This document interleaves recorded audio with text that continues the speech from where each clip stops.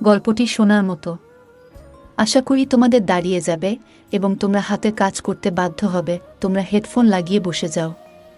যদি আমার গল্পটি ভালো লেগে থাকে তাহলে আমার চ্যানেলটি সাবস্ক্রাইব করো। চলুন বন্ধুরা, গল্পটি শুরু করি। অনিকশাকে বিছানায় বসিয়ে দিয়ে অন্তরিশা নিজের মায়ের রুমের দিকে এগুলো। নিজের রুমের দরজাটা পার হতেই কেউ একজন তার মুখ চেপে ধরেছে। অন্তরিশাকে দেয়ালের দিকে সরিয়ে নিয়ে এসে বলল, কোনো সাউন্ড হবে না। আমি যা করতে চাই চুপচাপ তা করতে দাও। অন্তরিশার রুমের দরজা খোলা থাকায় রুমে জ্বলে থাকা লাইটের আলো বাইরে কিছুটা এসে পড়েছে। তার মাধ্যমেই মুখ চেপে ধরা লোকটার চেহারা দেখতে পেল অন্তরিশা। কিছুটা ঝাপসা হলেও তার চুমু বাবুর মুখটা সে বেশ বুঝতে পারছে। চোখের চাহনি তার মধ্যে নেই, এপাশোপাশ ঘুরপাক খাচ্ছে। কণ্ঠে অনুনয় ছিল নাকি ধমকানি ছিল তা নিয়ে বেশ কনফিউজড।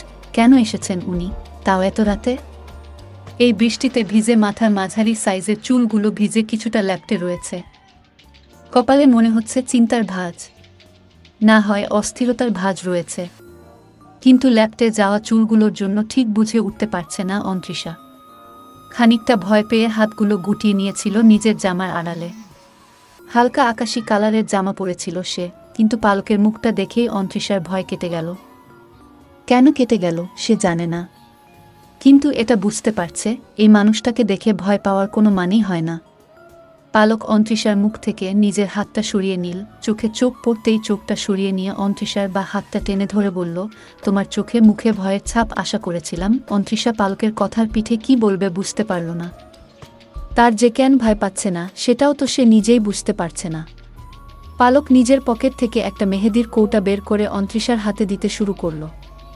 অন্তরিশা তখনও পালকের দিকেই তাকিয়েছিল। এত ঝাপসা আলোতে চেহারাটা ভালো করে বোঝা যাচ্ছে না বলে খুব রাগ হচ্ছে তার। এই মুখটার সবকিছু মন ভরে দেখে নিতে ইচ্ছে করছে। হাতে হঠাৎ ঠান্ডা কিছু উপস্থিতি পেয়ে অন্তরিশা নিজের হাতের দিকে তাকালো। তাকিয়ে খিলখিলিয়ে হেসে দিল। পালক একটা ভ্রু উঁচু করে বলল, হাসছো কেন? মেহেদি দেওয়াটা কেমন হচ্ছে সেটা বড় কথা নয়, কে দিয়ে দিচ্ছে সেটা বড় কথা, বুঝেছ? আর এমন বাচ্চাদের মতো শব্দ করে হাসছো কেন? তুমি জানো না শব্দ করে হাসতে নেই। পালকের কথায় অন্তরিশা হাসিটা আটকানোর চেষ্টা করছে। তার কি দোষ? এভাবে ল্যাপটে মেহেদি দিয়ে দিলে তো হাসি পাবেই, যেটা সে সেটা তাকে কেন করতে হবে? এমন তো নয় যে আমি বায়না ধরেছি। বাচ্চামি করছেন আপনি, অথচ বলছেন আমাকে। অন্তরিশার ভাবনার বিচ্ছেদ ঘটাতেই হয়তো পালক হুট করে ওর জামাতে হাত দিল। কোমরের সাইড দিয়ে জামার সামনের পাটটা উঁচু করতেই অন্তরিশা ঝট করে পালকের হাত চেপে ধরে বলল, কি করছেন? পালক নিজের হাত থেকে অন্তরিশার হাতটা সরাতে সরাতে বলল, আমি এক কথা দুবার বলতে পছন্দ করি না অন্তরিশা। আমি যা করতে চাই তা করতে দাও। পালকের এবারের কথাতেও অনুনয় ছিল নাকি ধমকের সুর ছিল তা বুঝতে পারল না অন্তরিশা। তবে এটা বুঝতে পেরেছে তার হাত দুটো অবশ হয়ে আছে, আর সেই হাত কিছুতেই পালককে বাধা দিতে পারবে না, কিছুতেই না। কিন্তু কেন? পালক জামাটা কুঁচকিয়ে উঁচু করে ধরতেই অন্তরিশা চোখ বন্ধ করে ফেলল। মনের ভেতর এক অজানা অপরাধবোধ হচ্ছে। এখনও তো তাদের বিয়ে হয়নি, এসবের সম্মতি দেওয়া কি ঠিক হচ্ছে? অন্তরিশার ভাবনাগুলো দ্রুত বয়ে যাচ্ছে। তবে এই অপরাধবোধের মাঝেও সে বুঝতে পারছে কেন এত বেশি ভালো লাগছে। পেটের সাইডের দিকে আবার ঠান্ডা কিছুর ছোঁয়া পেয়ে অন্তরিশা চোখ মেলে ফেল। হালকা মুচকি হেসে মনে মনে বলল, ছি, আমি এসব কি ভাবছিলাম? মেহেদি শুকানোর আগে জামাটা ছাড়বে না, এভাবেই ধরে রেখো প্লিজ। পালক নিচের দিকে তাকিয়ে নিজের অনুনয়ের কথাটা শেষ করে হেঁটে চলে গেল। অন্তরিশা জামায় হাত রেখে ভাবনায় ডুবে গেল। এই বৃষ্টিতে এত কষ্ট করে এসেছেন আমাকে মেহেদি পরাতে, জাস্ট মেহেদি পরাতে। আমার সাথে দুটো কথাও তো বলেননি, একটাবার আমার মুখটার দিকেও তাকালেন না। আমার কেন মনে হচ্ছে হুট করে রাস্তায় দেখা হয়ে গেলে আপনি আমাকে চিনবেনও না, আর সেই অচেনা মেয়ের সাথেই আপনি এমন অদ্ভুত কাজ করে যাচ্ছেন। কিন্তু কেন? অন্তরিশা দীর্ঘশ্বাস ছেড়ে ঘুরতেই দরজায় অনিকশাকে দেখতে পেল।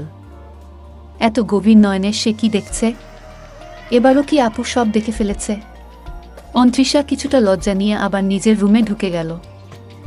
অনিকশার নজর অন্তরিশার পেটে। লাইটের আলোতে মেহেদির কালচে রঙে পালক লেখাটা যেন জোর করছে, এভাবে পেট বের করেই শুয়ে থাকবি? সামনে যে তোর বড় বোন দাঁড়িয়ে আছে, তাতে কি তোর একটু লজ্জাবোধ লাগছে না? যা ধুয়ে আয়, অন্তরিশা বলল। উনি তো ধুতে বলেনি, আপু ধুতে বলেনি বলে ধুবি না? এভাবে পেট বের করে হেঁটে বেড়াবি? সবাইকে দেখাবি যে তোর বর তোর পেটে বসে আছে? অন্তৃষা কিছুটা মন খারাপ নিয়ে ওয়াশরুমের দিকে এগিয়ে গেল। মেহেদি ধুয়ে পরিষ্কার করে আসতে আসতে অনিকশা ঘুমিয়ে পড়েছে। অনিকশার এই একটা অভ্যাস অন্তৃষাকে বেশ ভাবায়। একটা মানুষ বিছানায় শুতে শুতে কিভাবে ঘুমিয়ে পড়ে? সে তো পারে না। কম করে হলেও তার 1 ঘন্টা চোখ বন্ধ করে ভুলভাল হাবিজাবি জিনিস ভাবতে ভাবতে এপাশ ওপাশ করতে হয়। তারপর যদি ঘুম পুরুষ এসে হাজির হয়, তবে এখন তার হাবিজাবি জিনিসগুলো শুধুই চুমু বাবুকে ঘিরে ঘুরপাক খায়। অন্তৃষা আপুর পাশে শুতেই দরজায় নক করার শব্দ পেল। এত রাতে আবার কে এলো? অন্তৃষা কে বলে চিৎকার করতে গিয়েও থেমে গেল। যদি পালক এসে থাকে, তাহলে তো আপুর সামনে আবার নির্লজ্জ হতে হবে। অন্তৃষা নিঃশব্দে দরজার কাছে গিয়ে সিটকিনি নিতে হাত দিল। দুলাভাই, আপনি? অনেকেই ঘুমিয়ে পড়েছে। ডেকে দিব? অরিত সাহেব উকি দিয়ে অনিকশাকে দেখতে দেখতে বলল, না থাক। ওর কাঁচা ঘুম ভেঙে গেলে খুব রাগ করবে। আপুকে এত ভালোবাসেন, তাহলে ঝগড়া করেন কেন? অন্তৃষার কথার উত্তরে হালকা হেসে উঠল অরিত। আছি। তুমি দরজাটা আটকে ঘুমিয়ে পড়ো। অরিত চলে যাওয়ার জন্য ঘুরতেই অন্তৃষা বলে উঠল, আপুকে ছাড়া ঘুম আসবে তো? অরিত হেসে বলল, চেষ্টা করলে আসতেও পারে। আমার কাছে একটা প্রস্তাব আছে। আপনি চাইলে গ্রহণ করতে পারেন। অরিত বেশ বিস্ময় নিয়ে পেছনে ঘুরে দাঁড়ালো। 1 কদম এগিয়ে এসে বলল, আজকে আমার শালীর মুখে কথার ক্ষয় ফুটছে। দেখি কোনো বিশেষ কারণ আছে নাকি? অন্তৃষা কিছুটা লজ্জা নিয়ে বলল, না তেমন কিছু না। আচ্ছা, লজ্জা পেতে হবে না, মজা করছিলাম। তা বললে না তো, তোমার প্রস্তাবটা কি? আপনি চাইলে আমি আপুর সাথে ঘুমোতে পারি। আর আপনি? তুমি কি তোমার আপুকে দিয়ে আমাকে মার খাওয়াতে চাচ্ছ? অন্তৃষা নিজের রুম ছেড়ে বাইরে এসে দাঁড়িয়ে বলল, ভালোবাসার মানুষের মারের মধ্যেও ভালোবাসা থাকে। আপনি এতদিনেও বুঝেননি দুলাভাই। তুমি তো দেখছি 4 দিনের মধ্যেই ভালোবাসার উপর পিএইচডি করে ফেলেছ। অন্তৃষা মুচকি হেসে বলল, আপুকে ভেতরে যেতে দিন, আমি ব্যবস্থা করে দিচ্ছি। অন্তৃষা পালক কি তার পালকের জাদু করে গেল আমার শালীর উপর।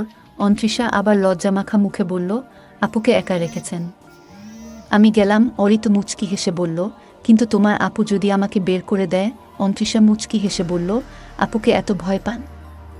আচ্ছা, আপনি ভেতরে যান, আমি ব্যবস্থা করে দিচ্ছি। অন্তৃষা দরজার সিটকিনি লাগিয়ে দিয়ে বলল, মাঝে মাঝে ভালোবাসায় কিছুটা জোর প্রয়োগ করতে হয় দুলাভাই। অধিকাংশ মেয়েগুলোই চায় তার ভালোবাসার মানুষটি তাকে জোর করে ভালোবাসুক। সে ইচ্ছে করেই মুখ ফুটে ভালোবাসা চায় না। অলিত বিস্ময় ভরা চোখে অন্তৃষার দিকে চেয়ে রইল।